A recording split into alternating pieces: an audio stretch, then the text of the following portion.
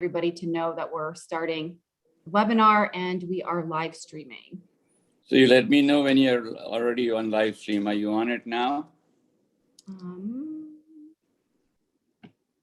Yes, we are. We are live. So you it's 9 a.m. So I think we can get started with the meeting. So you all received the agenda. First and foremost, two items. One, I would certainly welcome all the members, some back again, and certainly the new members. It's a pleasure to have you all, and we look forward to your input and participation. Before I go to the public comment, I'm sure you all know that Sarah is going on and moving to greener pastures in her life, at least. And she will be sorely missed. I, for sure, as the chair, I can say this without hesitation, that it would have been very, very difficult for my job if I didn't have the support of Sarah, despite the turbulence over the period of the previous commission, of all kinds of turbulences, I should say. But she's stood strong, handled things that, to be honest, I may not have been able to handle as smoothly. Took a lot of beating, some rightly so, some not rightly so, but nonetheless, I want you to know, Sarah, I'm sure that's the feeling of the commissioners who worked with you before the new members joined in. From my point of view, at least, a big, big thank you. And I'm still hoping and praying, more than hoping, that you might change your mind. So if you do, that'll be huge for this commission. If anybody else wants to quickly comment on Sarah's perspective with us, please feel free. I'll give you a couple of minutes. It's a little bit off the agenda, but I think it's very important. Chairman Khan, I would like to. I think, thank you. Sarah, I think that you just went way above and beyond the call of duty in your role of a brand new commission, trying to chart its own agenda and the diverse, as Dr. Khan talked about earlier, the diverse opinions and passions of the previous commission. It was very difficult to navigate, even for people with a lot of experience in this arena. So I'm just really appreciative of your toughness and your honesty and your transparency and your ability to continue to move the agenda when you had a lot of, I feel like, a lot of opposition in your way that was unexpected. So thank you for staying the course. And I think we're going to have a tough time replacing you, and I wish you well.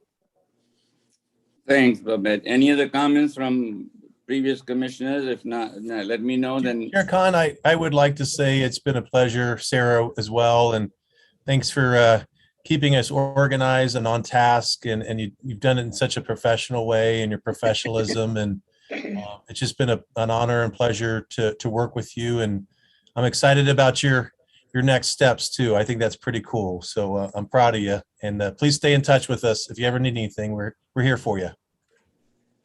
Hey, this is Richard. This is Richard. I'd like to also say, just from the Department of Health and Human Services, Sarah, I've never met anyone like you before that is so able to be focused and accomplished. And I think what you've brought to the commission and with the outside resources, that your impact will be ongoing in terms of healthcare in Nevada. So I appreciate you. Thanks, Richard. I would also like to say something, that, Dr. Khan. Thank you, Sarah, for your guidance throughout the whole process, especially for me being a new member of the commission and everything being new, and guiding me through the whole legislative process and answering all the questions I had. You're a great role model. Thank you so much. Thanks. If no other, go ahead. I just have to say, you guys, I didn't expect this. I'm getting a little bit emotional. It really is an honor to have been able to serve in this capacity, to serve Nevadans under alongside you all. I just want to thank you for helping me navigate the new commission. I believe in the mission. I'm proud of the work that we were able to accomplish together, and I will forever be an advocate for healthcare policy in our state, and will be forever grateful for the opportunity to have been able to serve as the executive director of the inaugural commission. So appreciate it. Thanks, you guys. Thank you. So moving along, the item number 1, approval of minutes. We may have to hold on till Dr. Tony Slonim joins us, I believe in the next half an hour. Yeah, So well, Chair Khan, just some housekeeping. We still need to formally call the meeting to order. Yeah, and I'm have about to do Leslie that. do roll Just- call. Okay, just- great. Yeah, just letting everybody know Tony Slonim will be joining us later. So now we can go on to Leslie for the roll call. Good morning, everyone. For our voting members, Babette Bond, Here. Dr. Khan, Present? Yarleni Roa Dugan, Here. Sandy Rubalid,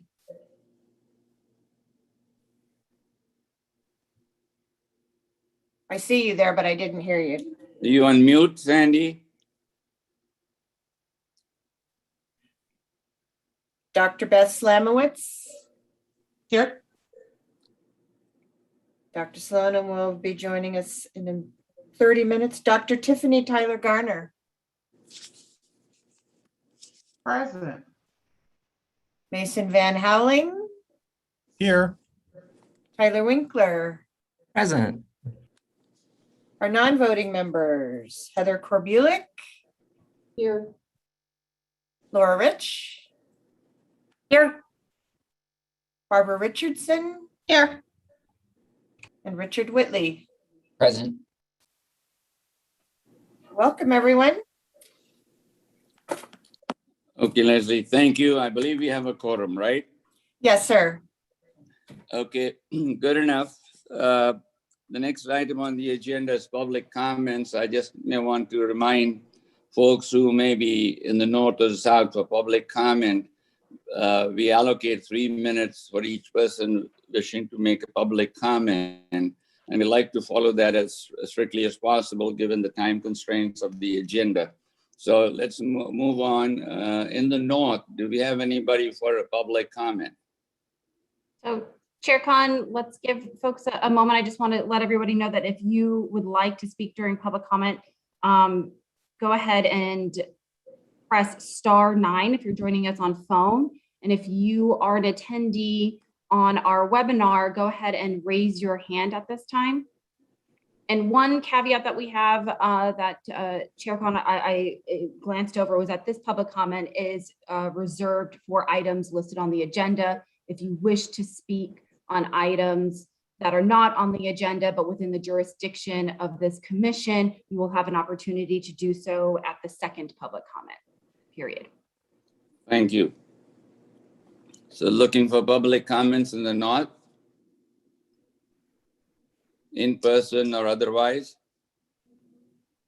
They're all virtual. I have a handful of attendees, and it looks like no one has indicated that they wish to speak at this time. So I have no callers.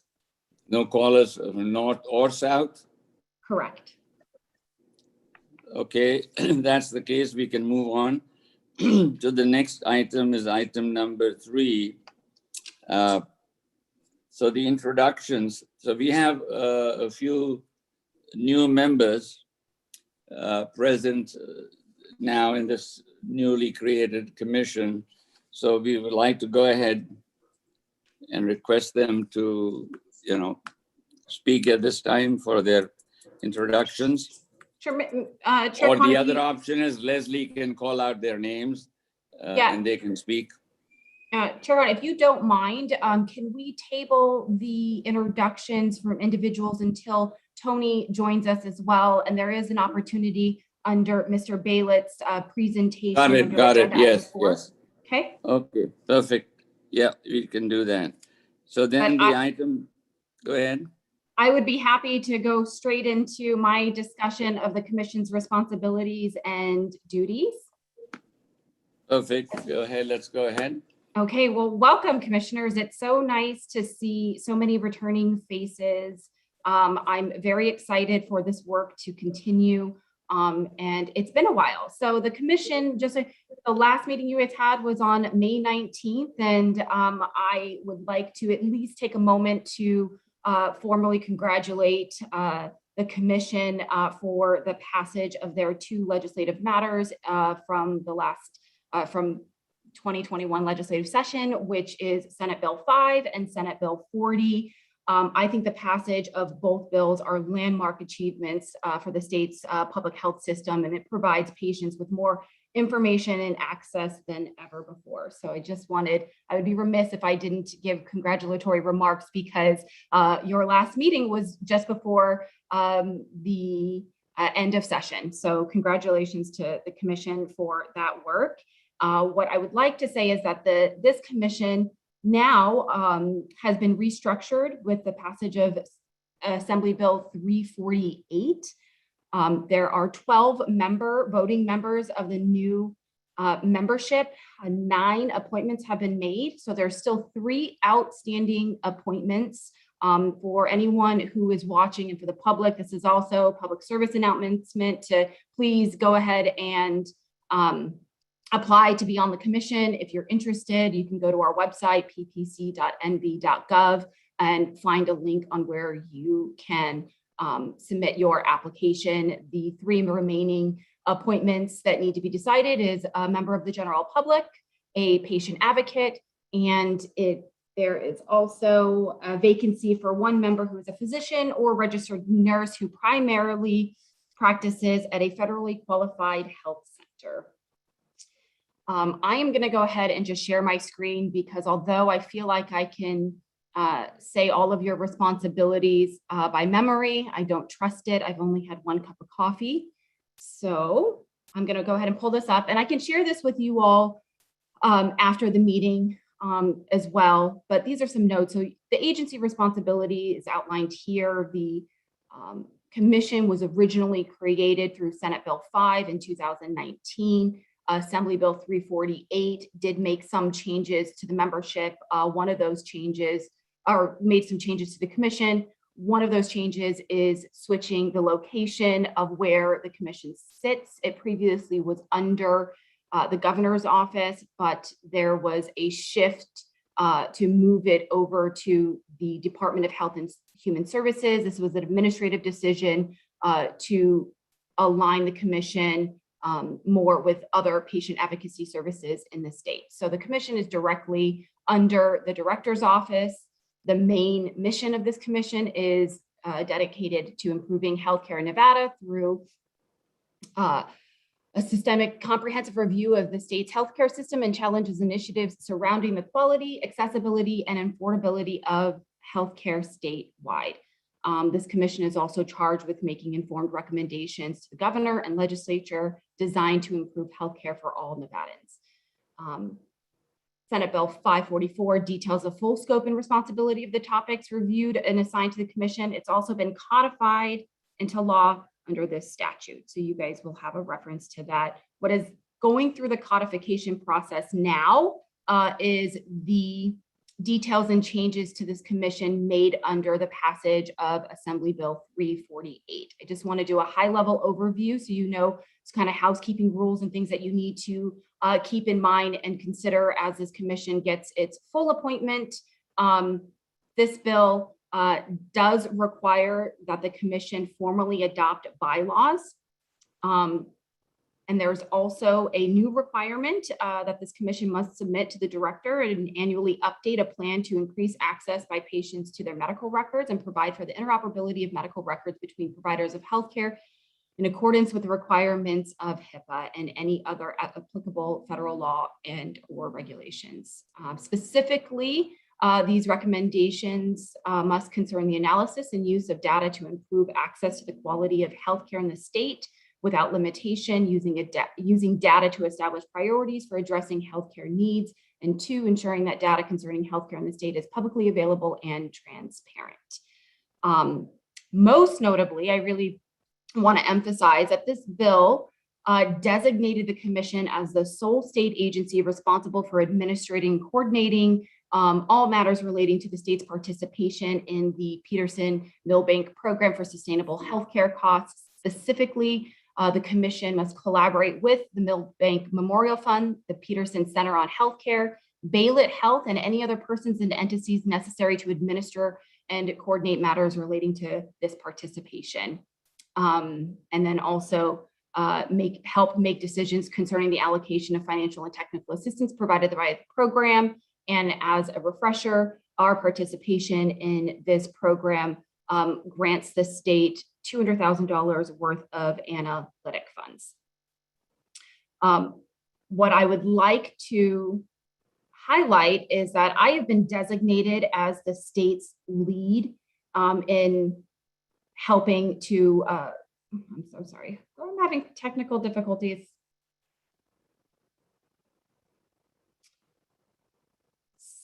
Sorry, I can't see if you guys can see my screen or not. Okay, I'm stopping to share. So now I can talk. So that was just a high level overview of your guys' responsibilities. You still have a requirement to submit recommendations annually, and you have the ability to still create subcommittees. What I highlighted in the passage of AB 348 is the additions to the commission. Before I talk about my role in the state and my transition out, I'd like to pause and see if there's any questions about the high-level overview of the commission's responsibilities. I know the majority of you are returning, so I didn't want to go in length and detail, but if there's any questions, wanted to give you guys an opportunity to ask. So Okay. if anybody has a question, please raise your hand. Those who are there by video, those who are not, let us know. Like Bobette has a question. Yeah, Chairman Khan, I just have I want to make sure I should probably just pull up the legislation, but I think that the PPC, one of the things it gained in terms of content was the ability to work on health information technology. Can you explain what you think happened there? Yeah, are you talking about what I just mentioned with the inclusion of an additional topic? Yeah, did you say that? I'm sorry. I did, and that was what I just highlighted, that the commission has to submit to Director Whitley and annually update a plan to increase access to patients and provide for the interoperability of medical records between providers and healthcare in accordance with HIPAA. Okay, great, and that's new. That is new. That is a new requirement.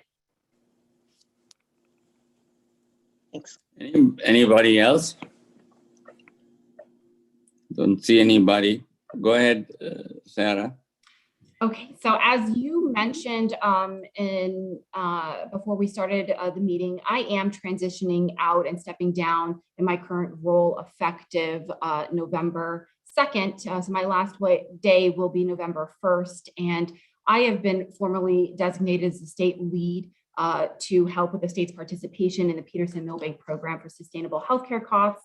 And as I transition out, Ms. Sandy Rubalid, who works with DHCFP and Director Whitley, she has taken over my role in that leadership work, and she is primarily the point of contact for our national consultants, Michael Baylit, who's on this call. And so she will be the main point of contact as the state lead for this program work.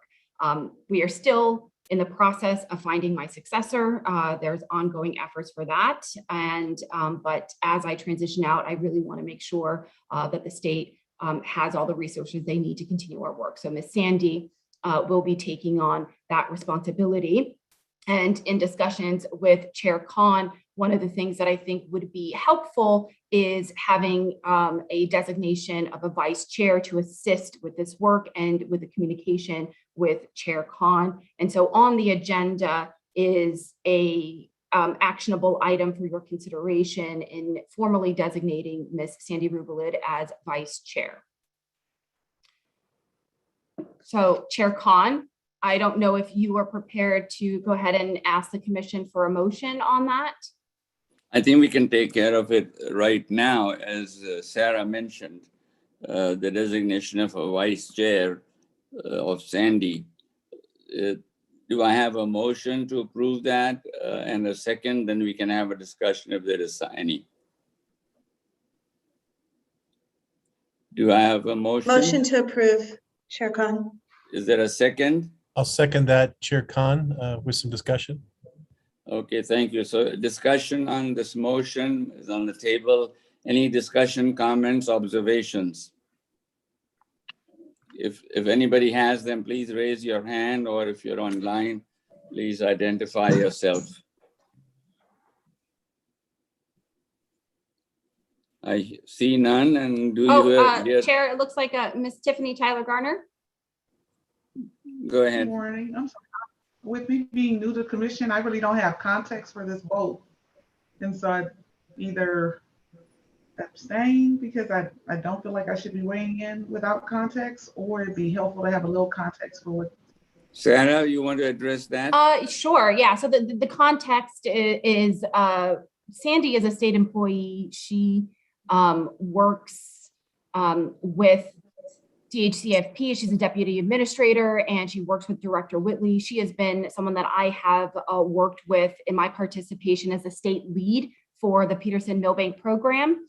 Because of my departure, want to make sure that there is a smooth transition, and we do not have a successor at this moment to fill my role. So in my transition out, Miss Sandy is taking on the responsibilities of that leadership role in the state. And so I also want to make sure that Chair Khan has a direct point of contact for someone inside the state. Miss Sandy is also a voting commissioner, so it makes sense for her to be designated as vice chair to kind of facilitate that collaboration with Chair Khan, with you all, so you have a direct point of contact in my immediate absence should a successor not come in before my departure.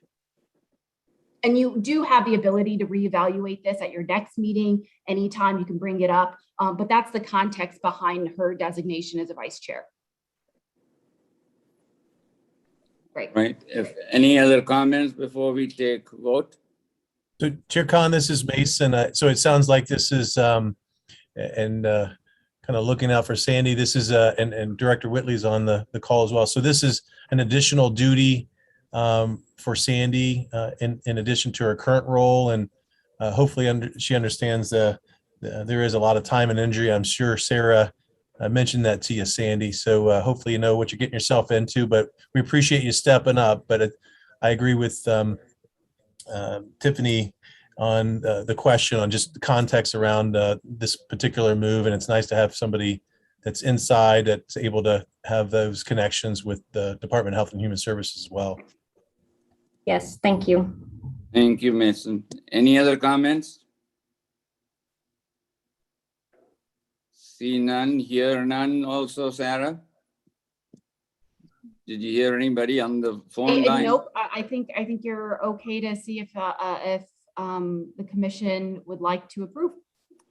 So you'll go for the vote. Anybody opposed? I see none. So the motion carries. Moving along to the next one. Sarah, you want to take it on from here? Yeah, I just want to wrap up. I appreciate the opportunity for this agenda item, Chair Khan, and commission members. If there is any other questions that you have about your responsibilities or questions about the duties of roles, please reach out to me. I will share the document that I had on the screen with you, but happy to answer any questions and make sure that you guys have all the resources and are prepared to continue the work. And so do not hesitate to reach out, please. So I have one question on the possible action besides the introduction. Was the discussion of commission responsibilities and duties. talked a little bit about that, including adoption of bylaws and appointment of Sandy. So Sandy's appointment we have already addressed. So the adoption of bylaws. Sarah, do we have any input or assistance from the representative of the AG in helping us, or do we have a source? Because I don't know if any similar commission to this newly created one elsewhere in the country. Yep. To use as a, sort of format to get started. Yeah, I appreciate that. And I know that I've had a couple of conversations with some deputy attorneys in the Attorney General's office, and they are able and willing to help us draft some bylaws. We do have some templates that we can start circulating. You don't have a fully formed commission yet, but I wanted to make sure I put it on your radar as a general kind of housekeeping item that you will need to be mindful of and passing. That also brings up something else that came to my mind, and is that this commission did adopt operating procedures for this work. With the commission, you guys already, that actually has a good foundation for bylaws. And so you could reconsider a combination of those operating procedures and some modifications to make sure that it's compliant with, the adoption of what the state deems as bylaws. I just wanted to make sure that you knew that is something that you are responsible for adopting. And I suspect that you will take on that completion upon full appointment of the commission. So another comment on the same subject, not to belabor the point. I think it's important, we talked about in the old commission whether we should have bylaws or not, etc. So from my point of view, the sooner we get a template with the AG looking at it, and the sooner we act, it'll give us some format and structure going forward to stay within the confines of our bylaws that we adopt. So the sooner we get them, the better it is, so that there's no confusion as to how do we function, how do we perform, and what are the limitations, and where are the limitations that we should not transgress as per the bylaws approved. So I know there are 3 commissioners missing, but timeline-wise, as you know, I'm a big stickler for timeline.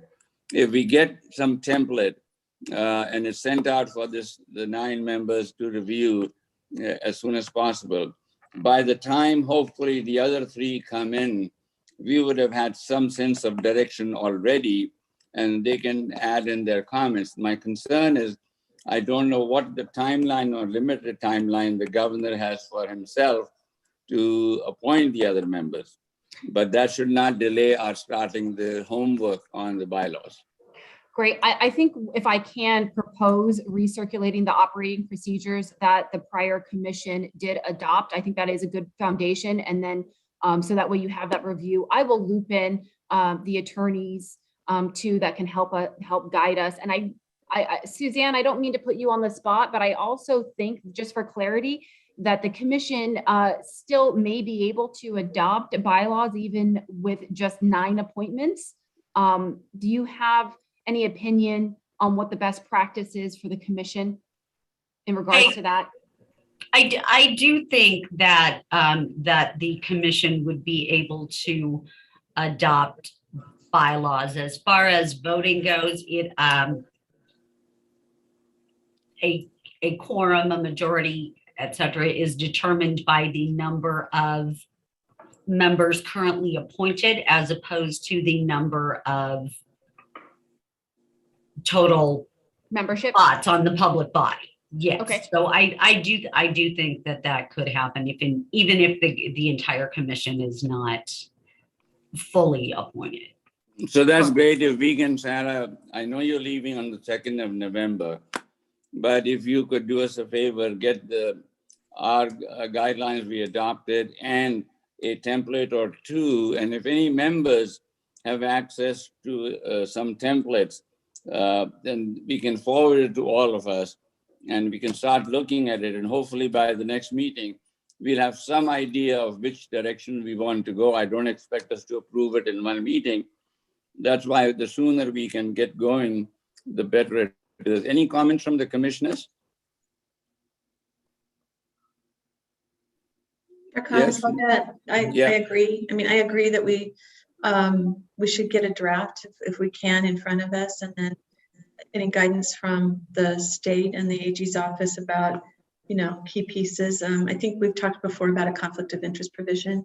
I think it would be good if we got something drafted sooner rather than later. I agree with you. Agree as well. Any other comments from any commissioners? All right, if none, we can move along to the next item. Sarah, you want to pick it up? Yeah, and what I will propose is getting a draft out to you guys by the end of this week, if not by Excellent, Monday. great. So you have something, and there is a other provision in Assembly Bill 348 that you want to make sure that you do have a part of your bylaws, and that is a disclosure of conflicts prior to a vote. And so I will make sure that all of that is highlighted. So we are, so that way, and we'll have the attorney review the bylaws in comparison to the new requirements in AB 348 as well. Perfect. Thank you, Sarah. We can move on to the next item, item number 4. For possible action, we have allocated 60 minutes for this. Sarah, you want to start off on that one? Yeah, I would actually just defer the screen. I think, Michael, you should have the ability to share the screen, and this is actually his agenda item to go over the cost growth benchmark value. What I can say is that this, I will let Michael open up the discussion because I think it's really well organized, and I don't want to get too ahead of myself. So I may go ahead and chime in from time to time to help with the conversation, but this is primarily Michael's presentation. So if I may just add a comment for the new commissioners, there's a mention of Stakeholders Advisory Committee. So in your presentation, if you can bring them up to speed, what is the Stakeholders Advisory Committee and what was the purpose and what was the input expected, so that they are familiar with their input and work? I will do so. Thank you. Sure. So hello, everyone. Nice to be with a reconstituted commission, members new and old. We are going to pick up a conversation that we last had in the month of May. I'm going to give you a little bit of a refresher, and then we're going to take a next step in our conversation that we had earlier in the year on developing recommendations for a cost growth benchmark. So I'm going to do a brief recap, and then our focus today will really be on cost growth benchmark values and a timeline, first looking at what other states have done and then looking at some options for Nevada. So I think Sarah covered your chart, so I'm going to skip this slide. I'll remind you that you all, well, at least the older, the returning members, received a letter from the governor in March that asked that you work with Sarah to develop recommendations specific to the development of a state healthcare cost growth benchmark, and then to the analysis of cost growth and drivers of healthcare cost growth. So we're still on number 1 there. We will return, we will discuss in time numbers 2 and 3, but probably still not for a few months. And Sarah covered this as well, so I'm going to skip that. So I want to recap the preliminary recommendations that you made earlier in the year and share with you that since we last met, we have had a few meetings with the Stakeholder Advisory Committee to respond to Chair Khan's request. The Stakeholder Advisory Committee is a separate, larger body that is advisory to you. It brings together a broader array of voices so that you can hear perspectives that might not be represented here on the commission, and thereby be better informed when you are making recommendations. So As I review the recommendations that you previously had discussed, I will share with you feedback that we heard from the Stakeholder Advisory Committee when we relayed to them what you were recommending. And then I will pause and ask you if you would like to modify any of your prior recommendations based on what the advisory committee members had to say. I want to clarify that when we met with the advisory committee, we did not ask them to come to agreement on any of their feedback. So you will note in some cases, I will say one member or two members. In one case, I think there was a preponderance of members that said something, but just so you know, these are not consensus perspectives that I will be sharing with you. Any questions about any of that?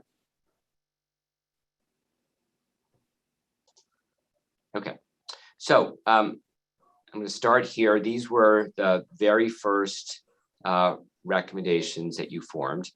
The first was that when we're measuring performance against cost growth benchmark, we are going to be measuring total healthcare expenditures, and total healthcare expenditures are the allowed amounts of claims-based spending. Allowed means both what the payer paid to the provider as well as the patient obligation. So by patient obligation, I mean co-insurance, deductible, out-of-pocket spending. And I say obligation because when we're measuring this, we don't actually know whether the patient or the member in each case actually paid their share. So it's the obligation. So we're including a allowed amount of claims-based spending. One, all non-claims-based spending from a payer to a provider. As I said, all member cost sharing, and the net cost of private health insurance. As a reminder, the net cost of private health insurance is administrative costs and profit margin for private insurers. And that's private insurers in the commercial, Medicaid, and Medicare Advantage markets.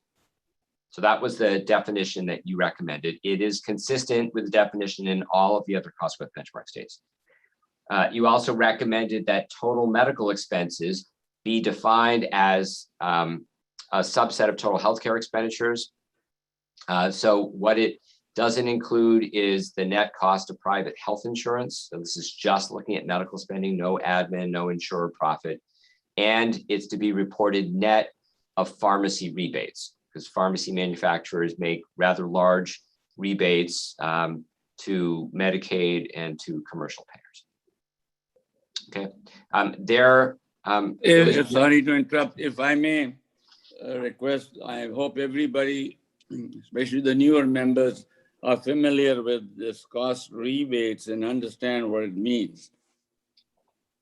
Is everybody familiar with it? And then it's fine. If not, please feel free to ask that right now so you can explain that. I doubt everybody, Chair Khan, I doubt everybody is familiar with this. This is pretty complicated stuff and so many. I know it is. So that's why I hope at offline or something, they need to understand the gist of it. Yeah. And if I can, Michael, before you proceed, I really would like it to put into context and perspective the reason for this recap, this discussion, and the feedback that I'm looking for today. And I just want to remind everybody, even with the stakeholders, it was not about having them come to a consensus. It really was a solicitation of feedback because we really would like stakeholder engagement. And they are advisory to you. So this is why we're going to have a recap. You are advisory to the governor and to the legislature. By and large, this is an advisory commission. And the purpose of today's meeting is really for me to solicit your feedback in sharing in my overall kind of final memo to the governor's office and his assistants in seeking to issue an executive order for an establishment of a benchmark value that will be anticipated effective January 1, 2022. That is a lot to say. Even though the commission hasn't met since May, we didn't anticipate the they had, you know, we had unintended disruptions of the commission that led to the reconstitution of its membership. But what did not stop is my work that I did every single week alongside our national consultants and cross-state collaboration with other states who are participating in this program. And I'm prepared to draft up several recommendations for the governor to consider. He does not necessarily need any engagement or any additional feedback from this body or from the stakeholders, but he would be remiss if we didn't have an opportunity to obtain your feedback. And so the whole premise behind this discussion in this meeting is to help me hear from you if you have any thoughts, any feedback that you'd like to share. So put this in mind into context, and if you don't, because this is complex, I understand. I just would want to give you an opportunity to share your thoughts before I go ahead and put out a memo to the governor for his consideration. So you don't have to feel pressured to having all the answers today. Really what I would like is for your thoughts, particularly on the benchmark value. What do you think makes sense for Nevada and for how many years? And so I hope that's helpful. I just know that some of this can get really narrowly focused, but larger perspective is this is just kind of a recap of what the commission has done, where we are, and then the next steps. And I'm getting a little ahead of myself, Michael, but I just think it's helpful for that context now, so there isn't a focus on some of the other details. And then thank you, Sarah. And then Dr. Khan, Chairman Khan, I would also like to get a little guidance on how you would like us to weigh in. Should we be making our comments slide by slide, or do you want to wait for the slides to be completed? What's going to be the best? I think that's a very good question, Babette. In my perspective, rather than wait in the end, we lose context of which slide, because there's a continuum of slides related to each other. So perhaps it's better if we comment slide by slide. Hopefully it will not delay the process too much of presentation, but at least we have 60 minutes allocated, which includes questions. So whether we do it now, which I think while you've just reviewed the slide, there's a better present thought process about it. By the time we end, you may have lost the thought process. I know we all take notes. So that's a good question. In my view, I think we should just proceed and ask the questions pertinent to that slide or slides. Okay. And for other context too, there is no direct actionable item attached to this discussion. It would be great if the commission had overall consensus and agreement on each one. And so that would be good for my notes and to share with the governor, but there is not a direct actionable item to force a vote on any of these decisions at this point. Perfect. So we can proceed now. And those of us who have questions on each slide, please, in a systematic way, raise your hand so we will recognize. And I think Leslie or Sarah, we keep track so that we don't miss people who have raised their hands. Great. Thanks, Michael. Okay. Sorry to take up your time. So Babette, to answer your question, the pharmacy rebates are rebates from pharmaceutical manufacturers to payers. In Medicaid, they can be up to 50% of pharmacy spending.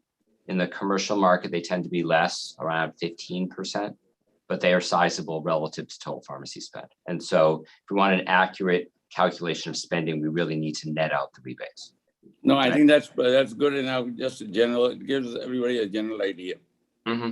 So the Stakeholder Advisory Committee had no feedback on these two recommended definitions. They were comfortable with it. Okay. Babette? Thank you, Dr. Khan. So I'll go now on this. So on the first one, I'm really glad we're seeing these again. Thank you, Michael, and thank you, Sarah. I think that what I would like to make sure, if Sarah were as a commission going to add thoughts for recommendations for you to include in what goes to the governor, I would just like us to highlight where we're saying that all member cost sharing has the intent of that is to ensure that members, patients don't incur higher cost sharing or disproportionate cost sharing as a result of setting the benchmark. I think the benchmark is really important to the state, and I think it needs to be as low as possible, which we'll talk about in order for it to be effective. But I do want to make sure there's no unintended consequences and then pushing costs onto patients. And it seems like this definition should help prevent that, but I just wanted to confirm that that should be, I believe, something that PPC considers as a specific goal. Yeah, and Bobette, I'll note there are other states that separately measure the trend of patient cost sharing. So they look at the trend of overall spending, and then they look at the trend of patient cost sharing. And Nevada can certainly do that. Yeah, and I think that is language that we can put in the reporting requirements. Michael, correct me if I'm wrong. So yeah, there are two ways we can get at it. One is by using the analysis in the future of APCD data to do it. And the other way is to potentially have the payers report it. Both are options. Other states have used their APCD to do it, but both ways can be. Okay, great. Mm-hmm. And if I could add to that, I have seen other states that they're developing their benchmarks, making sure to highlight that as one of the purposes of the program explicitly.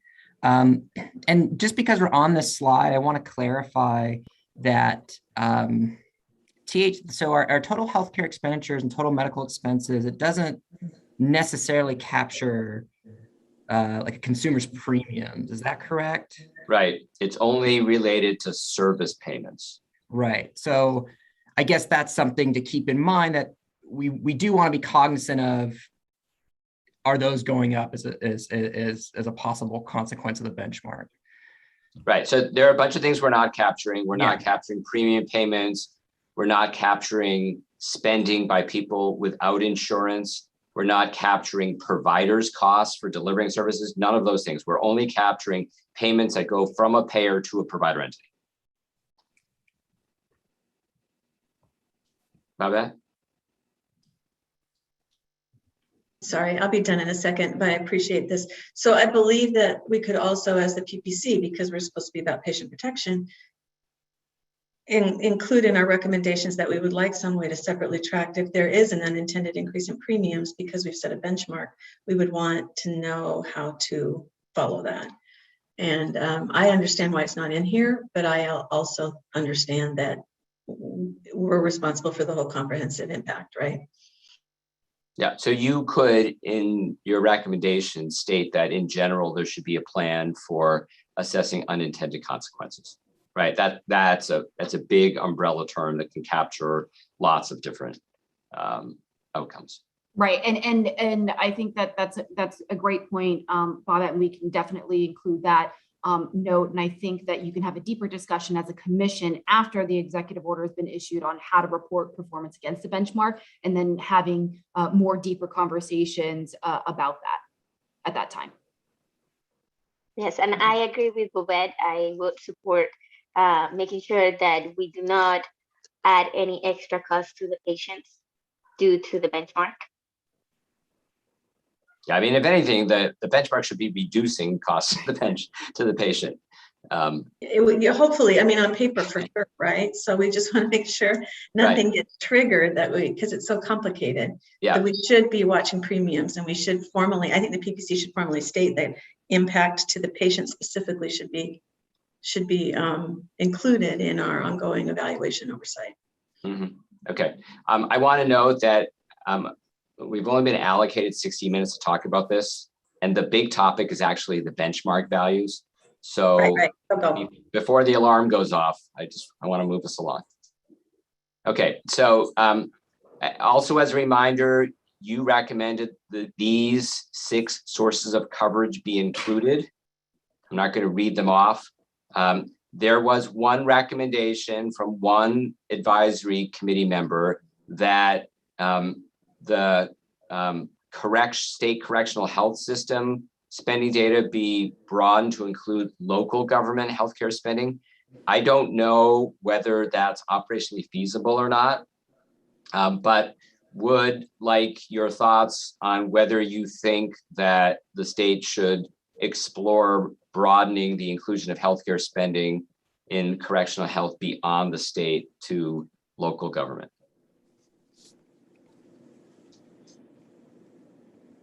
Sandy? Yeah, I would agree that it would be really difficult to gather that information. And I also have concerns with the Indian Health and Veterans. I think it will be difficult administratively to gather that information. So Sandy, we found that Veterans Health Administration is actually not difficult to obtain. Good. Indian Health Service is another matter because you have to do a tribal consultation to request it. So that is more challenging. Tyler?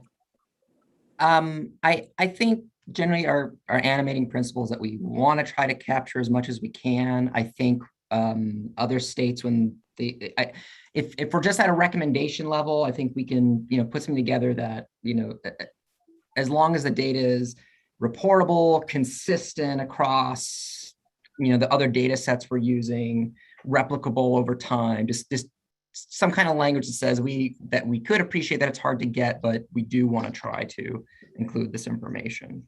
Mm-hmm. That seems reasonable, and we can check out the feasibility. And if Sandy's right, and it's just going to be too difficult to get it at the local level, then you all or the state can choose not to pursue it. Okay, your fourth recommendation listed here is that spending includes state residents with in-state and out-of-state providers, and also out-of-state residents with in-state providers. Now, the advisory subcommittee here was not in agreement with your last recommendation. They thought that spending for out-of-state residents should not be included. As a reminder, there are no other states right now that are including spending for out-of-state residents. And we talked about this, many months ago. So my question for you is, do you want to reconsider your prior recommendation to include spending for out-of-state residents? Tyler? So I did notice on Oregon's most recent report of how they're going to implement this, that they saw this as an issue as well. And this is where they put that language of, we'll try to get it, but if we can't, it's not replicable, it doesn't really match with other health insurers in the state, then maybe on the data side, the technical collection side, maybe then that determination could be made. But I think just as a recommendation, maybe it's okay to say that if we're able to get it, then we should include it. Well, so I'll tell you, so it'll be very difficult to get it because it means you're going to have to get Blue Cross Blue Shield of Alabama to send spending data. And Blue Cross Blue Shield of Massachusetts wasn't even willing to send it to Rhode Island. So to try to get insurers that are not licensed in the state to send their data to Nevada, I would say the chances are close to zero. And I agree with that. I think you're right in that context. I just want to chime in on this part because PEB, Public Employees Benefits Program, is participating in this. And I know that we can provide data since we are self-insured, and we can provide that out-of-state data. And I think it's important because in the state, we do have a shortage of providers. And so I know just within the PEB system, we have a lot of members that seek services in Utah and in California, especially up in the north, right? We've got people that— So Laura, that's included. We're only talking about non-state residents, not non-state providers, but we're talking about people who live anywhere else in the United States and their spending, whether that should be included. We also have those as well. We have retirees across the entire nation. And so we do have that information that we could include if that was something that this group would like. Yeah, so that's the question is, do you want to include residents of other states in Nevada healthcare spending for purposes of the benchmark? This is Mason, Chair Khan, if I could, and I appreciate Michael, the logistics in trying to pull this data, and certainly it may not represent everything that we're trying to look for. I think just going back on why we had some discussion and lengthy discussion on this particular is, looking at, and I think Laura just touched on it too, is obviously we have access issues throughout our state, and looking at how we compare with other states on historically our spend, especially if we're going to looking at trying to set bars on rate of growth and spending. I think that was the conversation we had previously. Now, I certainly appreciate the advisory committee's recommendation, and obviously need to weigh that heavily because they spent a lot of time and energy and effort looking at this, and probably similar debates as well. But this one's a tough one, because if we don't get good data, we certainly don't want to make assumptions. But I think that was the conversation, Michael, long ago, was be nice to know where we rank. And I think Laura was just mentioning that we may get some bits and pieces of it. So we just need to know that going in. But I'm open to further the conversation on, do we want to pull that? And maybe we can tease it out later on, knowing that it's a challenge in the formulas that we're looking for. But I think as we look at rate of growth and spending and trying to bring down the cost of care for our patients in Nevada, it may be a interesting marker to look at to say, well, where do we really rank anyways, comparatively? Just my thoughts, but I understand that the data pull and the data mining is going to be very challenging. Thank you, Mason. And anybody else that we can move along? Babette has her hand. Thanks. I think, Michael, can I make sure I understand this? There's general agreement not to include spending or out-of-state residents with in-state providers. So that means not tourists. Right, no tourists. Only, they recommended that the cost growth benchmark calculation be only for Nevada residents. That live out of state but come in-state for care? No, so it would be spending for state residents regardless of where they receive services. Okay, so I do think that that's unmanageable. I do think if we've got people, retirees that move to Florida and Texas, those are the two most expensive cost inflation states in the country. And if those costs were embedded into our program, and there's something that we can in no way control, I think it's going to escalate our costs as we calculate and push the benchmark too high. And I think we're going to not have consistent data because there's a lot we won't get. I think we should be limiting this program to things that we actually get to control and engage on. And I think out-of-state stuff is hard. That's my own 2 cents. And I agree with that, definitely, because, and keep in mind, this is a starting point. As we go along down the road, if things change or, addition, subtraction, we can always talk about it. But to move forward and get started, the in-state data is important. People coming from out of town that you're alluding to, non-tourists from Arizona in particular, etc., they are under the Arizona cost expenses if they have Arizona insurance. Arizona Medicaid are the large numbers. Arizona Medicare patients come here, but those billings go to Arizona. Those charges are billed to Arizona insurance companies. That may be a challenge because we didn't spend much on them. Now, if indigents come in from other states and get care here, then the state doesn't pay for them either. So I think if we keep it simple, as Babette and Mason are mentioning, to get started, that would be the best thing. What do you think, Mike, so that we can move on? Yep. That seems reasonable. And there certainly is the opportunity to do special focused analysis on out-of-state residents in the future, if you want to do so.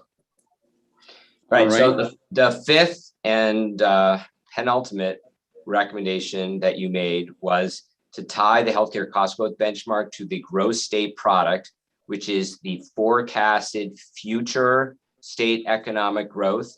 And I'm sorry, it's not future, you didn't decide. It's great. Gross state product is state economic growth. You didn't decide whether it's future or historical, and to median wage. The stakeholder, the stakeholder advisory subcommittee generally liked this idea. There were 2 people who suggested using CPI, the Consumer Price Index, which is an inflation measure, because the state budget is linked to CPI. Okay, but otherwise people were supportive of using these 2 indicators. Tyler? I was just wondering on the CPI,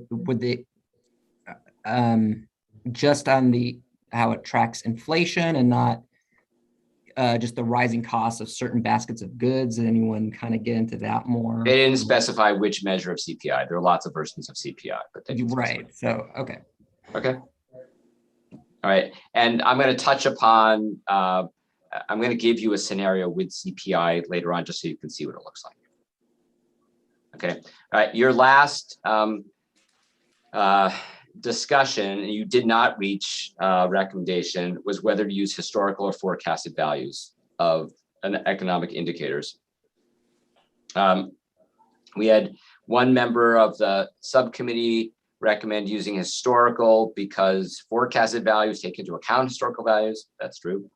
Another asked to look into whether the state has forecasted values available for these measures, and asking state statisticians how confident they were in them. Turns out that the state does not produce these forecasted values.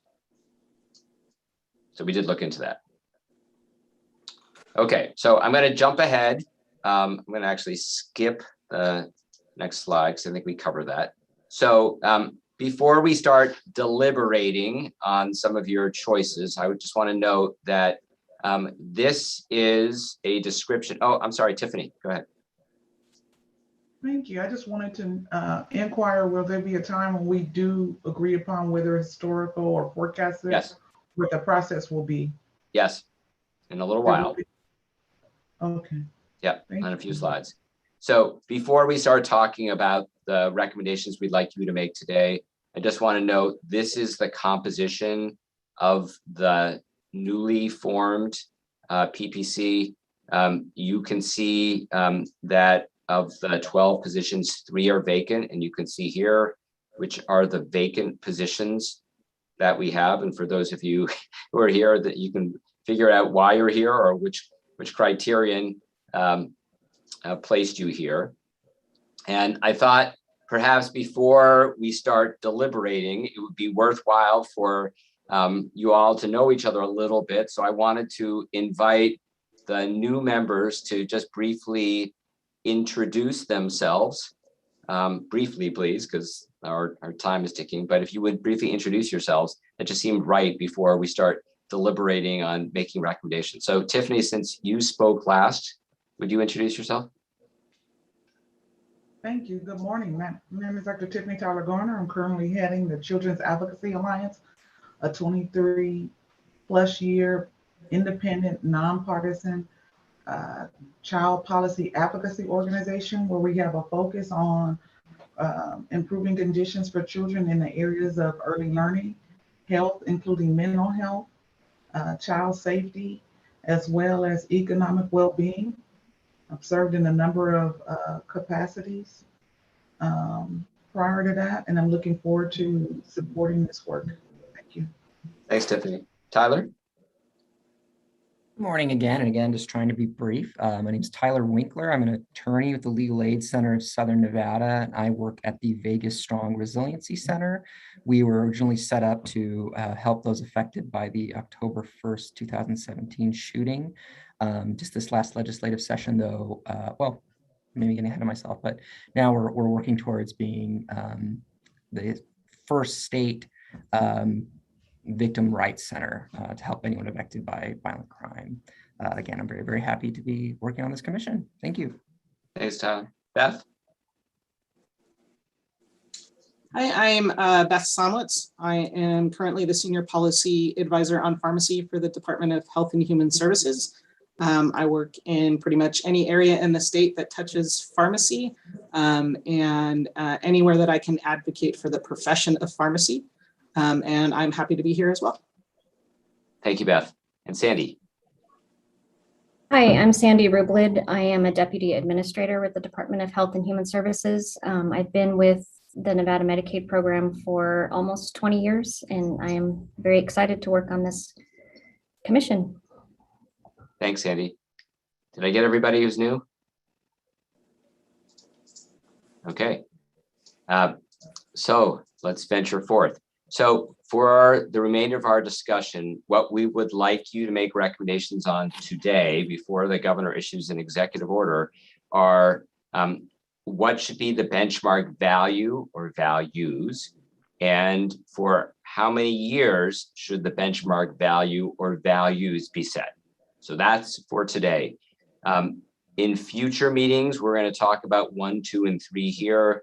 Number 1 is pretty complex but important: how to report performance against the benchmark value, including by insurer and by large provider organization. How we should be measuring spending and spending growth. That's what we refer to as the data use strategy. And then what should be the process and criteria for identifying and prioritizing cost growth mitigation strategies. So that will follow in the future. But for today, we're just going to do number 1 and number 2. Any questions about that? Okay. So first, I want to show you what our current cost growth benchmark values and timelines in other states. We might have looked at this previously, but you certainly don't remember it. So these are the values. Since we last met, Washington has adopted cost growth benchmark values. So that's a new state here. I want to point out a couple things.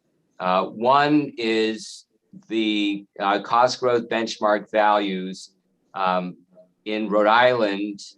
There's one fixed value for 4 years. In all of the other states, it changes over time. And generally, it starts higher and goes lower. The other thing I want to note is the duration of the benchmarks ranges from 4 years in Rhode Island to 10 years in Oregon. So those are the range of options. If you look at the actual values for 2022, the average value will be 3.2% across all these states, in a fairly narrow band between 3.0 and 3.4. If you look at the latest or most future rate, which tends to be the lowest, those average out to 3.0%. Okay, that doesn't mean that whatever you choose should be like any of these other states, but this just gives you a little bit of context so you know what other states have done thus far and how their approaches have varied over time. Any questions about the data that's on the slide before we start talking about what Nevada should do? No? Okay. I see the closest states to us are these Oregon and Washington. Does that make a difference geographically? Probably not. No, I don't think so. Tyler? Sorry, I'm not sure when to ask this, and I apologize if I missed it in some of the older materials, but do we have a range of what Nevada's cost growth rate has been for, I don't know, the past few years or? Yeah, and I apologize for not having a slide for this. We've shared it previously. Stacy, can I ask you to look back to the May meeting to see what information we shared then? Sure, I'll take a look. Okay, thanks. Yeah, so we'll share that with you, Tyler. We did look at it previously and I just don't remember. Okay, so let's talk now about potential cost growth benchmark value for Nevada. So during the last meeting, as I noted, you expressed interest in the gross state product, which is the state version of the GDP, and in median wage growth. As a reminder, you didn't decide whether you wanted to use historical or forecasted values. We did talk about the pros and cons of both approaches. And as I just noted, the advisory subcommittee expressed, or at least 2 people on expressed interest in CPI, which is an inflation measure. So we did a little bit of modeling, looking at different options for weighted averages. We came up with 3 scenarios for median wage and state economic growth. When we did our modeling, we used forecasted values. That doesn't mean that you have to, but we didn't want to create too many scenarios for you. So we used forecasted values, since in other states, most of the time they're using forecasted values. And then we created a 4th scenario that included inflation, just so you can see what it can look like. You're not limited to considering just these scenarios, but we wanted to model some for you. So here they are. So we've modeled median wage and GSP as gross state product. And the weighting is 80-20, 50-50, and 20-80. Just to give you examples. And then we added one that weights 50-50 median wage and CPI. You can see that the values here compared to other states are pretty low. And this reflects what forecasts are, frankly, for median wage in Nevada. They're not very high. The state economy is expected to grow faster than median wages. That is common across the country.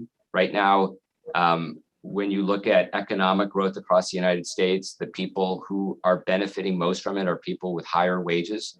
And so median wages are below forecasted economic growth in all the states where we're doing this modeling, which is why you get the difference between 2.37 and 3.19, depending upon whether you weight median wage or economic growth more heavily. You can see that if you use CPIU, so this is the Consumer Price Index, it's referred to as all urban, although it's really a misnomer because it covers about 95% of the United States. But if you use inflation, then it really drops the value because the inflation rate is only looking at prices and not at productivity. And so the inflation rate is always going to be below state economic growth.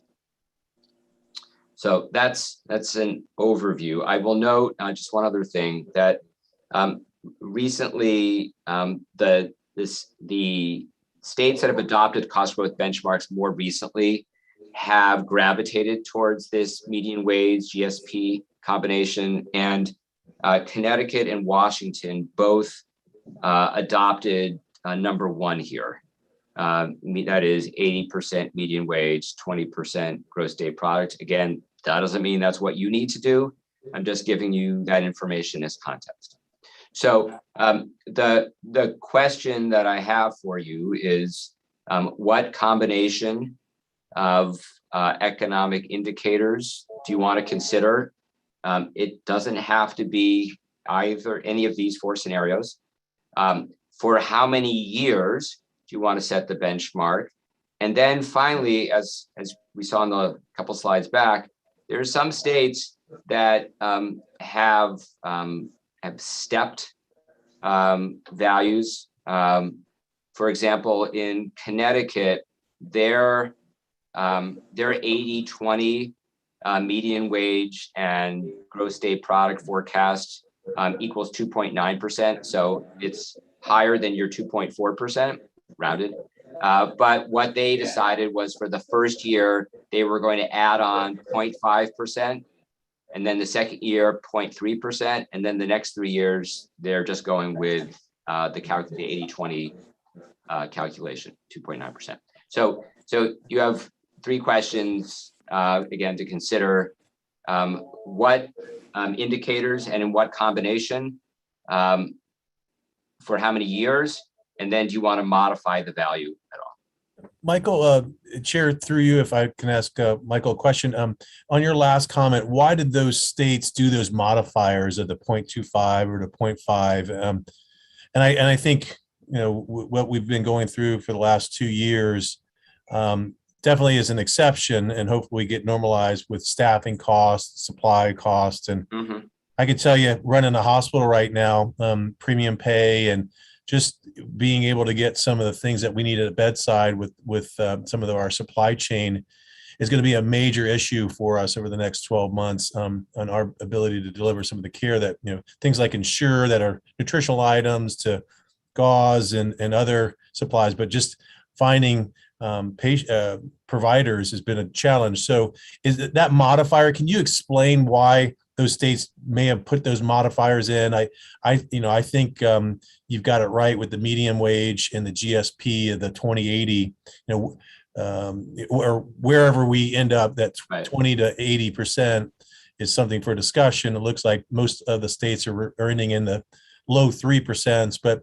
are you anticipating any CPI increases because of all the factors around COVID. Again, hopefully we normalize this, but is that why those states are doing those modifiers on the end?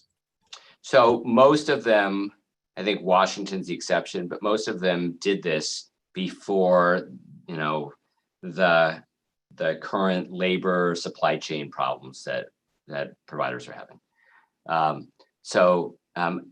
I think that the reason that they did so was twofold. One is they recognized that the creation of the cost growth benchmark in their state was going to be a little bit of a disruptive jolt to the system, and they wanted to provide some transition time. In addition, some of these states, and Nevada certainly falls into this category, were finalizing their benchmark values just before the beginning of the performance year. And they were cognizant that, in fact, a lot of the contract negotiations and multi-year contract negotiations between providers and insurers had already been concluded for the next year. And so to the extent that future contracts needed to be different to come into line with the benchmark, there wasn't a lot of time to do that. So I would say that for those that did do step values, those were a couple of the reasons. Of course, in every state, the circumstances are different, but I'd say that's what it was. I want to make one other comment, Mason, on sort of, you know, what's probably the transitory, you know, impact that we're having right now in terms of labor market and supply chain disruption.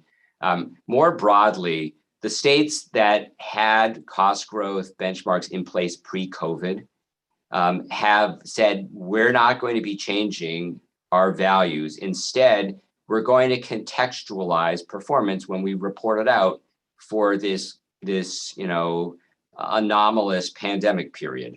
That's, you know, change utilization patterns and spending patterns, and also had impact on the labor market and supply chain. So they've said, we know things are wacky during this time period, and when we report out performance, we're going to put it all in that context. Is that helpful? Babette? Yes, that's helpful. That's what I was trying to get a little input on that. So the whole point of a benchmark is that you're measuring over time, but then the review process of how you compare to your benchmark in the state will always be moderated by events that were unforeseen, or like the COVID situation right now. You wouldn't change the benchmark, but you'd understand in the conversation why you didn't hit the benchmark and what was happening. That was the anomaly, and follow that over time. If you establish a benchmark, you wouldn't keep changing it. Right. So I don't understand the moderation issue at all, but I really think this conversation is helpful. Yeah, and obviously what we're going through the last couple of years has been pretty extreme in terms of anomalies. In 1 year in Massachusetts, they broke through their cost growth benchmark because, and I think I've explained this in the past, Sovaldi came out and there was a ton of drug spending on treating hepatitis C. And they said, it makes sense that we went through our benchmark this year, and we did it for a good reason. This was good spending. We cured a lot of people of, you know, terrible disease. Can there be contextual considerations for specific market issues or even for payer and provider issues? Yes, potentially. I did a call yesterday with a large health system in another state, and they said, well, so what happens if Medicaid restores a giant rate cut in a given year and our spending goes up?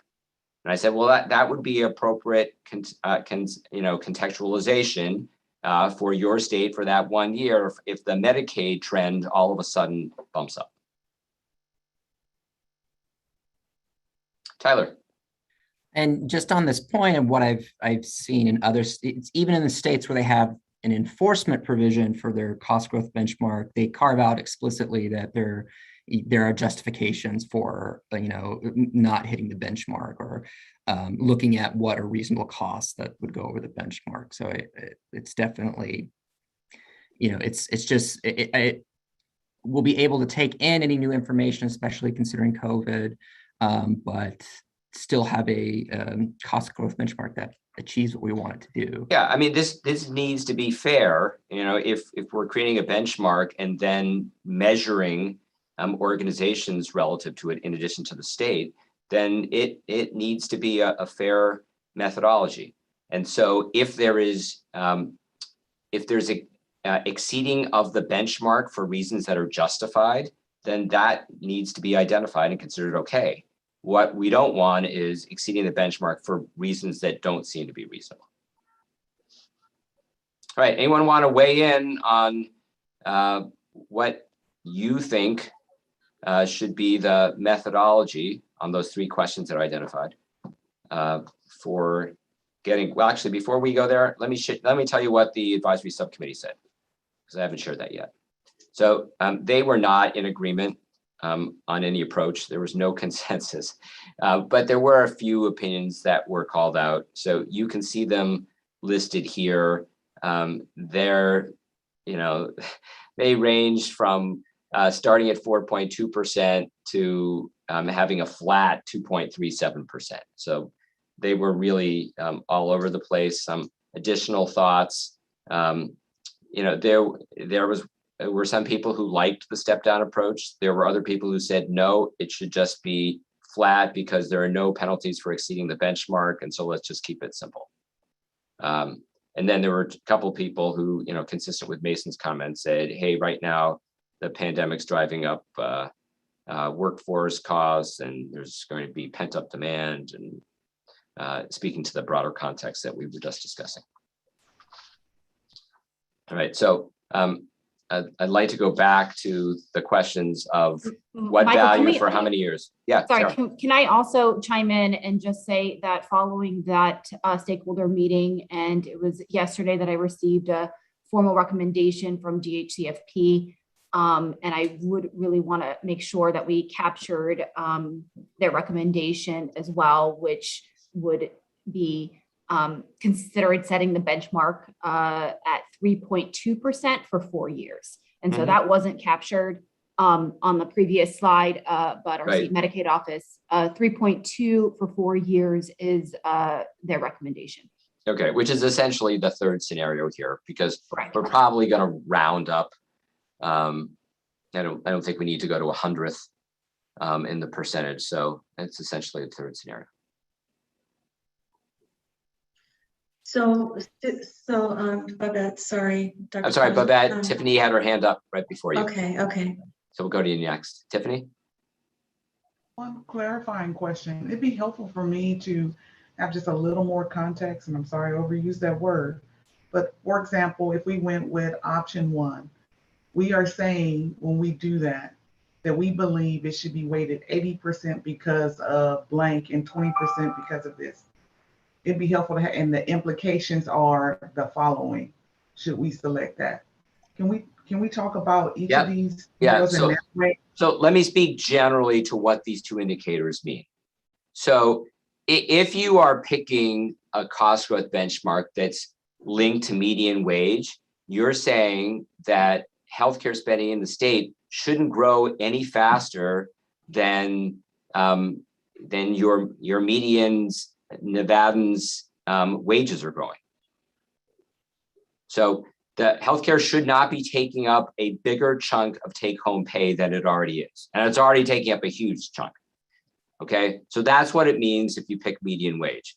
If you pick gross state product, you're saying healthcare spending shouldn't grow any faster than the state economy, which is another way of saying healthcare should not be taking up a larger piece of the economy than it's already taken.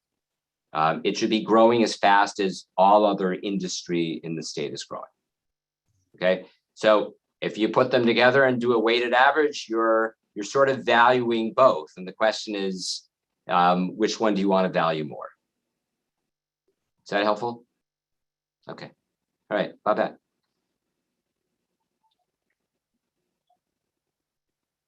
Babette? Thank you. Well, this is helpful, Michael. Thank you for putting these 3 up there, and thank you for giving us a chance to go through them again. And I don't know when you want to take our preferences. if we're ready for that. If we're going to if we're going to announce which ones we support and why, then I want to do that, but I don't want to do it prematurely if there's more. Thank you. So I think what I'd like to do is ask Stacy for the answer to the question that I posed to her a while ago, so that you can all hear it. I know that Sarah put something in the chat, but in case you haven't all looked at it, so that you all can know what historical spending looked like, and then I'll put, and then I'll go to Yarlene. Michael, if you'd like, I can share my screen and put that up too. Either way, doesn't matter to me. Okay, so let me just go ahead and share my screen, and then you can reshare yours. I have, there we go. Great. Can you guys see it? There you go. And for everybody who's watching in the public, this is a meeting materials from May 19th, and that's housed on our website.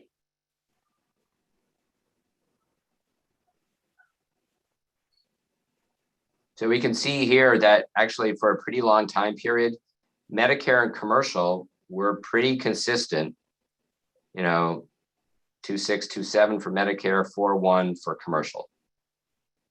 And Medicaid was very, very low a long time ago and higher more recently.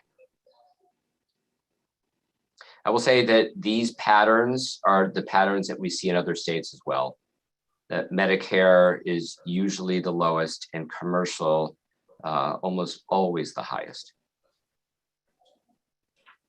Okay, and I'll note that wage growth right now is way below what those commercial rates of growth are across the country, at least. Michael, could you clarify, is when you're talking the annual growth, does that only include medical spend, or is that also pharmacy included in that? Pharmacy is included. Okay.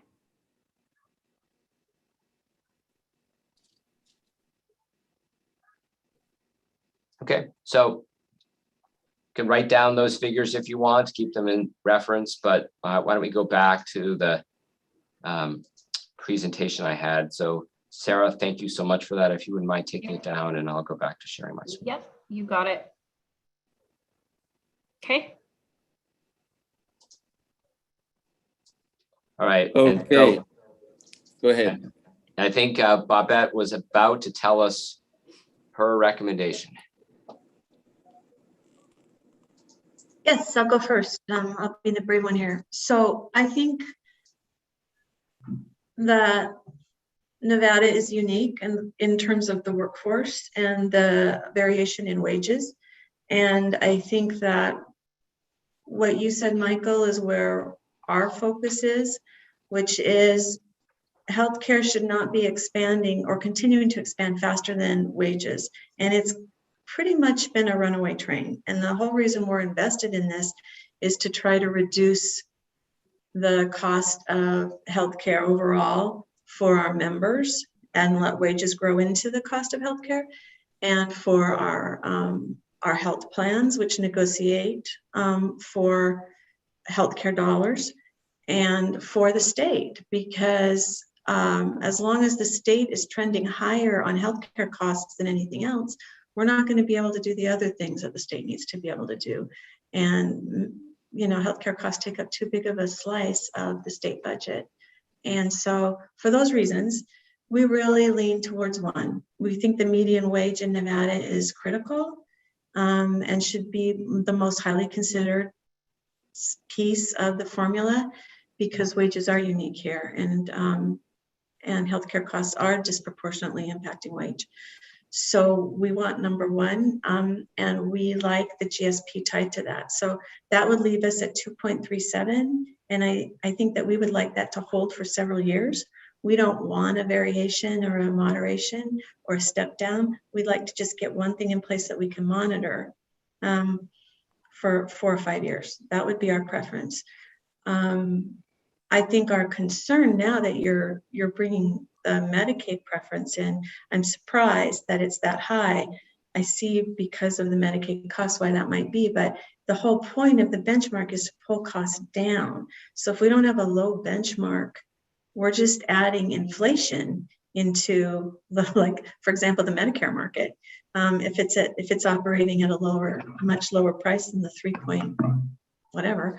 So we'd like to suppress the benchmark as much as possible, knowing that there's got to be a process in place to go back and review it and see what is not hitting that, and if any of our efforts are helping reach it. And since there's no penalties assigned with this, there's no statutory requirement that this benchmark been hit. It's aspirational, and I think it should be as low as possible. Okay, Babette, for how many years? Any thought to that? Yeah, sorry, I just muted myself. I think our research is about 4 to 5 years. Okay, great, thanks. Tiffany. I would just note that I agree with their recommendation, and from the standpoint that I don't believe the cost should be growing beyond the pace of affordability. Okay, thank you, Tiffany. Yarleni. I agree with Bobette and Tiffany with number one, median wage 80% and GSP 20% for a 2.37% resulting value for a flat 4 years. Okay, thank you. All right, there must be other opinions. Oh, by the way, maybe Sarah said this, I don't recall. You do not have to have a consensus recommendation. So we're going to take all of your voices and summarize them so that Sarah can share them with the governor, but we're not going to try to push for a consensus today. So that might make this a little easier. Tyler. I agree with option number one, that we want to look at median wage and have that be the highest weighted factor. And so that we were making sure that healthcare costs should not grow faster than Nevadans' finances and the state economy. I agree somewhere in the 4 to 5 year range is good to get a good idea of what's going on. It can give future contracting and rate setting some time to plan, to understand what our cost growth rate is at, and get everyone used to this new paradigm, and of course this aspirational benchmark. Okay, thanks, Tyler.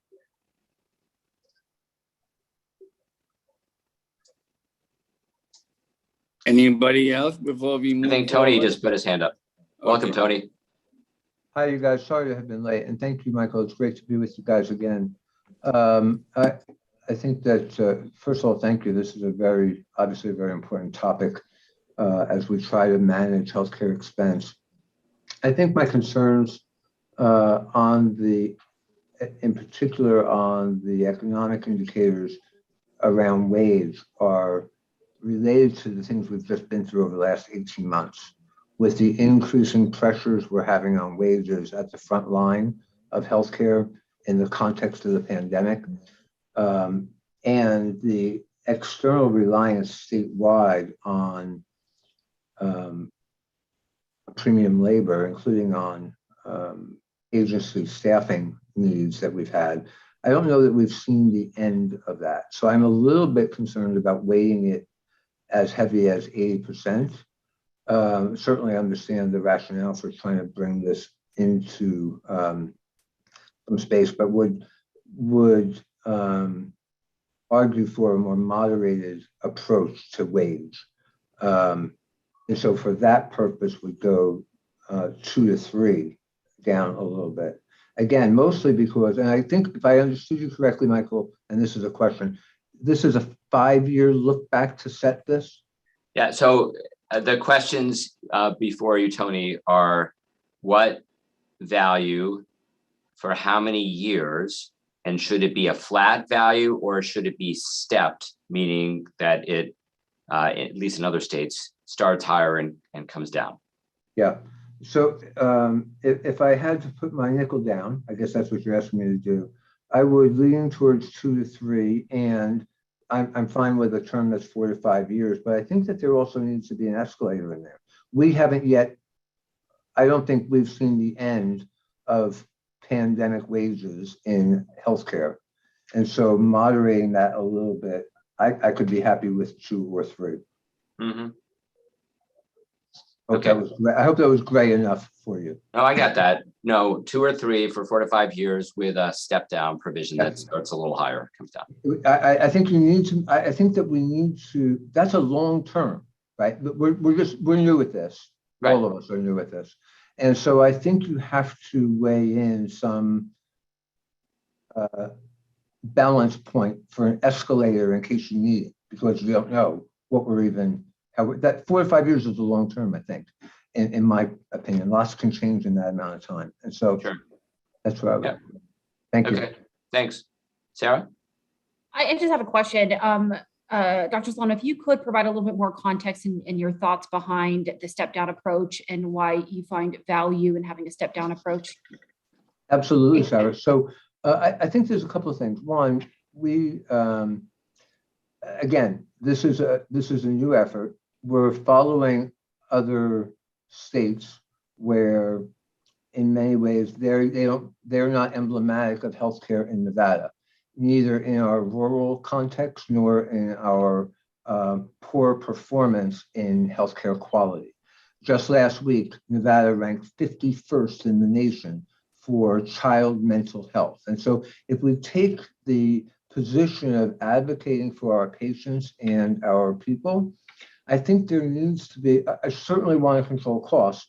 And I think there's some gaps that we need to fulfill that we've not been able to fulfill so far on healthcare quality that will require continued investment as we move forward. And when you compound those base level, what I will call base level foundational issues with the challenges that we've experienced in the context of the pandemic with runaway costs, mostly because of wages, because we have insufficient providers at the bedside in our state. We know the workforce shortages are huge. These, when taken together, I think require us to take a little bit more of a different approach. Well, I appreciate that. And just maybe it's just my mindset. And when you talk about this being a new effort and getting folks comfortable with this measurement, this is a non-punitive measurement tool. And so there isn't accountability provisions attached to it. I think that is a later conversation that you guys can have in your deliberations, potentially for legislative measures. Would it not make more sense for there not to be a step down approach because it's a new effort? Just for clarity, I can certainly appreciate that, and thank you. And I think for me, one of the things that is important, I can agree with you that intention is as a non-punitive approach. We all know what can tend to happen with, as precedents are set, they then become standard fare moving forward. And I think I think all of us, which is good. I'm so glad that we're taking on the challenges of trying to contain healthcare costs and have to acknowledge how new we are in the process. That leaves us with a lot of ambiguity and concern, particularly given how much we still have to go. We don't want to live with, it seems to me, I wouldn't want to live in a state where we constrain costs and we further deteriorate from the position of 46 to 50th in the nation. We don't want to end up where Mississippi is. We don't want to end up where Alabama is in their overall state quality. And we are only within 3 or 4 points of them. Let's aspire to be like Massachusetts or Oregon or some of the other high ranking.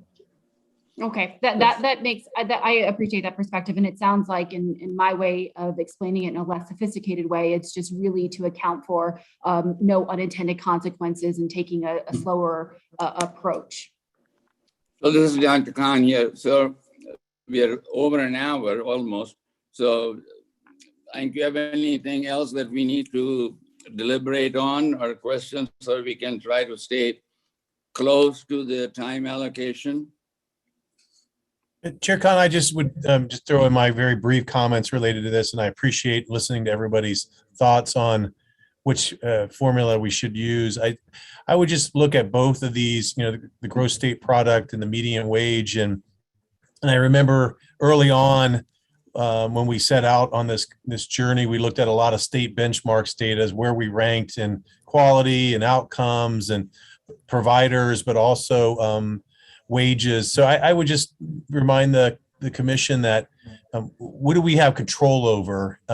Is it the state product? Is it the median wages? Is there anything we could do on CPI? And, you know, I know that we're looking at different weighting, but to everybody's point, I'd almost want to suggest that we split the difference, and whether it's 1 or 3, and try to look at a weighting of 50-50, because we may be able to control something more on one end versus the other. And, you know, just like with nurses, we're critically short of nurses in our state right now, which it's a supply and demand issue. And so right now the wages are extremely high, but if we had more and we were training more and more availability and education, we may be able to curtail some of that.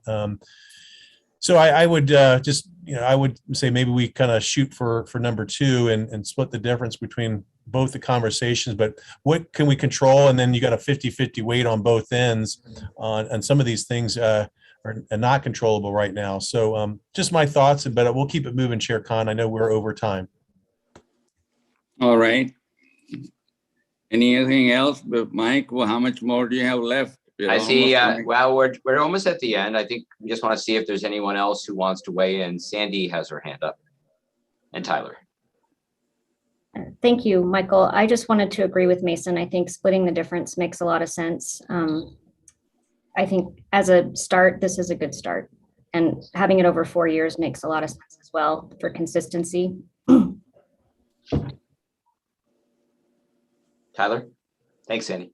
So I just wanted to emphasize that these are definitely very important concerns, bringing up that, you know, we don't want to set a benchmark that would ignore that there are investments we need to make in Nevada's healthcare system. But I think the purpose of the benchmark is that now payers, providers, the people that be reporting this information will have to explain why their healthcare costs grew. And if it's for reasons like investing in their workforce and you know, increasing the quality of the things we want to see, then those are obviously reasonable and justified expenses. Just now we have an avenue for transparency to understand where those costs are being made. Well said. All right. Anybody else before we move on back, Mike? I think we've heard some really thoughtful input, and I think we can summarize it. I will note in the end that while not everyone agrees that when we're talking about 0.1% of difference, and what's really most important in the end is that you're setting a benchmark and setting up a process for measurement and hopefully accountability, and most importantly, for collaborative action to help achieve the benchmark. And so I want to cheer you and commend you for that. All right, let's move along. So just the last things I want to share is we're going to share these recommendations that you've all shared with the governor. And in terms of the other issues that we haven't discussed, we're going to resume with monthly meetings in January, and we will start first with talking about how to measure and report on performance against the benchmark. And then we're going to move on to some of the data analysis strategies before talking about, so what are our cost growth mitigation strategies? What do we do to actually make sure that we hit the benchmark? So we have quite a bit of work to do, but I think you've done enough today to help inform the governor setting an executive order just establishing the benchmark, and so we're on good footing for moving forward. All right. Okay. So we can move to next slide up. Anything else you have here? I don't. I want to echo Offer on the subject.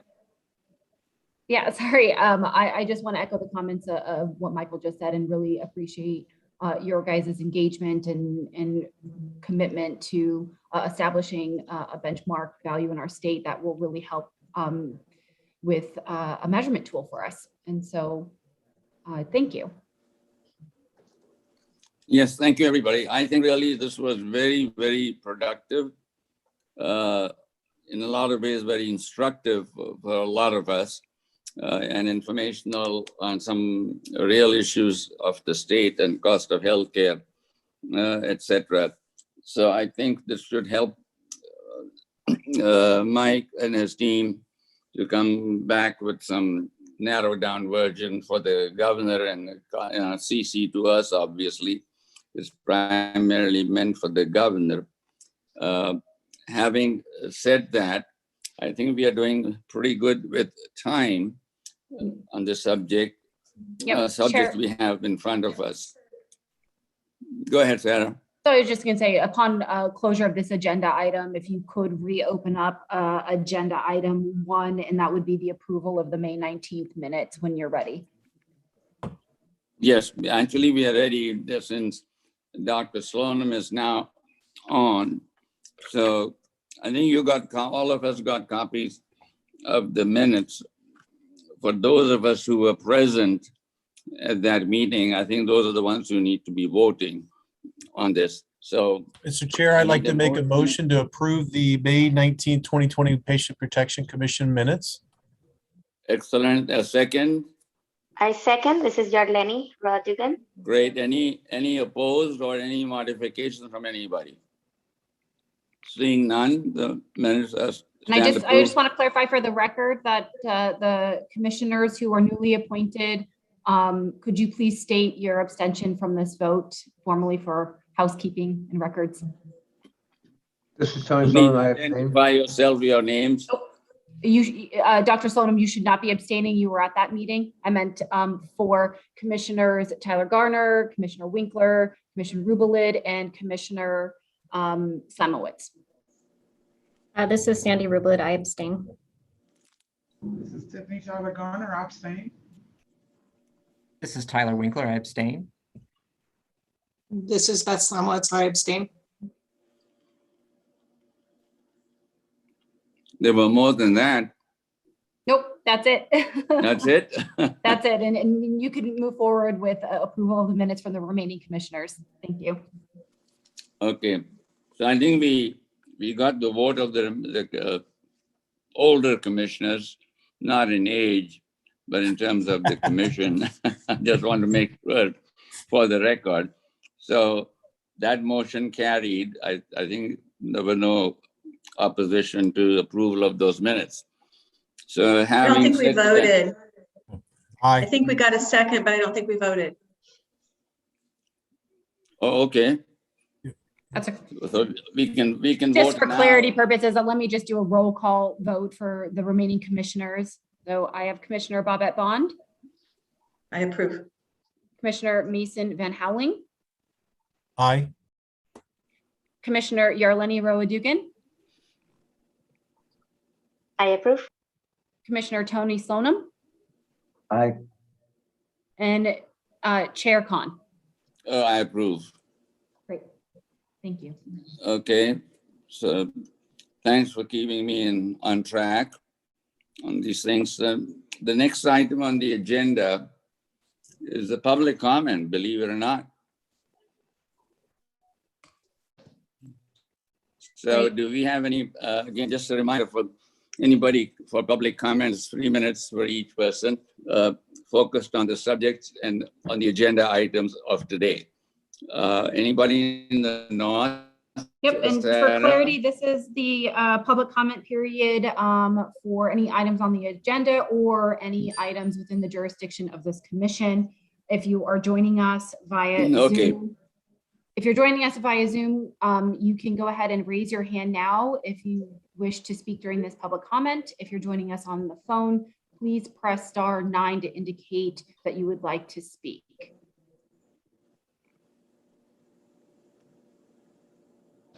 Okay, Chair Khan, I don't see anyone who wishes to speak, but I do believe that Leslie has a couple of public comments to read into the record. Okay. Hello, everyone. We received this email from Patricia Smith on June 3rd of 2021. In February of 2021, I was a patient at Sierra Surgery of Carson Tahoe Hospital for 2 days. I provided them a list of the prescriptions that I took at home. I was told not to bring my own medications to the hospital. After my stay, I got a bill that included 2 charges of $293 for a pill that costs $20, for a total of $586. I have tried on many occasions to communicate with Carson Tahoe Hospital to resolve this outrageous markup with no success. I was told everybody is doing it and it is a fair market value. I did receive a 30% discount and it was suggested that I bill Medicare myself. That is not the point. It is the astounding price increase that is the problem. I was also told after the fact that the prices are posted online and I could have checked before going to the hospital. I've been unable to find any resource and the Director of Patient Financial Services refused to help me find it. If I had been fully informed, I would have refused the medication. A patient should have the right not to be cheated, especially when they are in a vulnerable situation at the hospital. Thank you for this input. We can file it. I have one more. Written? Okay.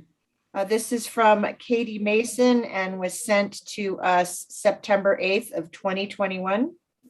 To whom it may concern, I was given your information through a patient care advocate today and told to reach out to you with an insurance issue I have been dealing with. I was referred for a specific type of physical therapy by a number of my healthcare providers in July of 2020. I believe that when I reached out to my insurance company in the following month, that I was asking for what my covered options were. I was told to apply for a network adequacy provision. I did so, and the NAP and 2 medical claims, along with an appeals process, were denied. I believe that my insurance company failed to provide me with all the accurate information I needed to make a healthcare decision, and I was misled into the NAP process. Is this something you can help me with? All right. Any other written comments? That's all that I have. That's it? Okay, And then since we Chair have, Khan, it looks like we have Miss Tyler Gardner. Oh, nope. no? Yes?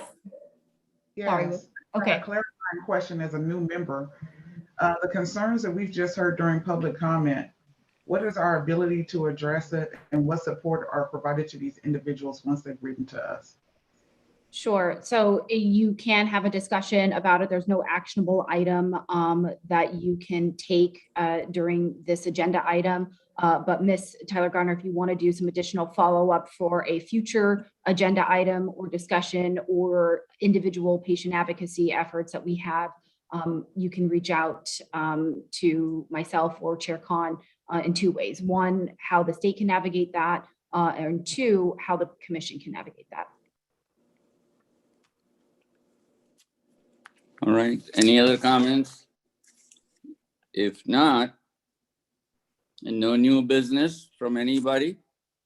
Chair Khan, I appreciate Commissioner Tyler Garner bringing that up because hearing those are troublesome and I think can be remedied just with connecting the right people. So as Sarah had mentioned, I would like to agendize that because we've had that in the past. And I personally feel like, you know, as the chair of the Hospital Association for Nevada Hospital Association, that first issue, I think certainly it would be nice to, and I know some of our NHA folks are listening, it'd be nice for us to follow up on that. So Sarah, if we can get that over to my office, I'd like to make sure we follow up on the first issue because I think that's a billing issue that we should be able to resolve. And if somebody's got Medicare as well, we want to make sure that we are properly filing that on the behalf of the patient. And on the second issue, I know Director Whitley's on the call. I'm not sure if that falls in that area, but I appreciate Tiffany bringing that up because it's heartbreaking to hear some of that where people get caught in the system, and we've had those in the past. And I just don't want to move on in those and not make sure that those get addressed and followed up. So if we can agendize on how to properly follow up on that, that would make me feel a lot better. And I know all of my other colleagues, and I see everybody shaking their head. We have a duty to be able to follow up on those. So thank you, sir. So I Mason, appreciate that. how would you like to agendize what title if we put it on the agenda for the next meeting? Well, and I certainly want to be cautious on that. We're not vetting those all out, because obviously people are frustrated to where they've taken the time to write this commission, but that's why we were formed. But we want to make sure we at least properly route those and have those closures. I know, just so we have once we get a patient complaint within a hospital, we have a certain time frame to turn those around and follow up and do our due diligence and circle back. So I just want to make sure we're doing that. But I just think, as Commissioner Tyler Garner mentioned, let's perhaps have a discussion on the best way to follow up on those, but also not being the initial starting point, because that could really create a long day for us. But when somebody's taking the time to do that, but maybe patient maybe the patient grievance process. I think that's what we need to be explained to. And there are processes within the county, the state, and even at CMS level to be able to handle that. So maybe there's a brief overview on patient grievances. And we could probably find some experts within the Hospital Association or the Department of Health and Human Services. Yeah, and if I can, Chair Khan, I'll suggest that what we will do is make sure Leslie will circulate that to all of the commissioners, so you have a complete copy of both of those submissions. And one of the things that you guys can consider is a special meeting just for a roundtable discussion on a grievance process, complaint process, and patient advocacy. So that is definitely something within your jurisdiction and abilities to do so. Okay. Looks like Commissioner Bond and Director Whitley both have their hand up. Okay. Thank you. I think the approach of trying to resolve the specific patient problem is appropriate. So thank you, Mason. But I also think that we don't know which of these are patterns. And so I think if we would figure out a way to add the topic of, hospital charges and then network issues, maybe those can be standing agenda items or start as agenda items. I don't know if there's other data available to see if this is touching a larger issue. And so just handling it on a case-by-case basis kind of defeats the purpose of systemic change. So I would just like to consider that, Dr. Khan, maybe Chair Khan, maybe we should figure out how to agendize these in a more pattern. Yeah, that's why my question was to Mason, how to agendize this important subject and in how to give context to it. It's within our jurisdiction as patient advocacy, but how do we address that in a meeting? Yeah, and to help with your work, I could propose putting together a memo that just has some suggestions that this commission can consider. You can consider like a special meeting, an establishment of a subcommittee, and just give you guys various options, a standing agenda item. Those are all different options you can consider to tackle this conversation. And if it's helpful to you all, I'm happy to memorialize that for your consideration in your future work. Yeah, that would be helpful. Okay. Sarah, thank you for that. Happy to do that for you. Any other comments? I think Richard Whitley had a comment, if I heard correctly. Yes, this is Richard Whitley, Director for Health and Human Services. I would recommend that we have an agenda item that gives an overview of the Governor's Office of Consumer Health, where we actually have ombudsman. And then I would also recommend that any consumer complaints like the two today get referred to the Governor's Office of Consumer Health. But I think it would be good, just referencing back to Commissioner Bond's comment, that a presentation on, what we're seeing in terms of complaints. They also oversee the balance billing legislation and complaint process. And it might be good to have at one meeting an overview of what we do see in terms of consumer challenges with the healthcare system. Great suggestion. Oh, okay. Good idea. Yeah, perfect. All right. Any other comments on this? If not, I think the next item is quite long here. It says wrap up and adjournment. No opposition to that, I guess, correct? Well, this is wonderful. I really appreciate everybody. We got a lot of input from a lot of members. And the good thing is we covered a lot of it, all of it, in pretty good time. And I am very sensitive to everybody's time. We have all volunteers on this commission, and everybody is in a busy life. So I appreciate everybody focusing on the time frame. Thank you very much, everybody. Thank you so much, you guys. Thank Thanks. you. Thanks, Chair. Take care. Bye. Bye.